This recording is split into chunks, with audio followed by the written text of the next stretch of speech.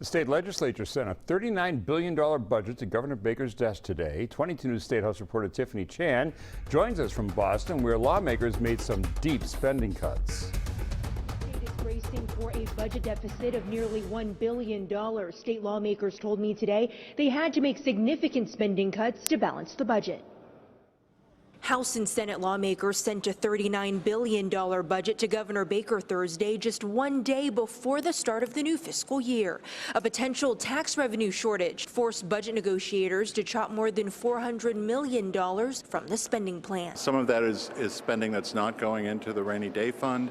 Some of it is anticipating perhaps that the triggers won't be reached to reduce the income tax rate in the next fiscal year. Two areas that were spared from spending cuts: unrestricted local aid to cities and towns and funding for public schools. We elevated those two categories because we know that it is the lifeblood of every city and town in the Commonwealth of Massachusetts.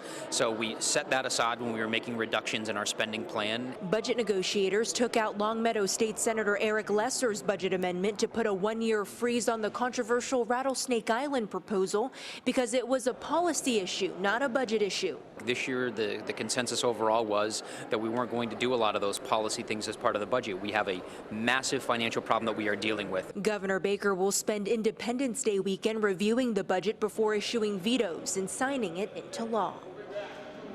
Governor Baker signed a $5 billion budget into law earlier this week to keep government running through July, which will also give him time to review the budget. At the State House in Boston, Tiffany Chan for 22 News.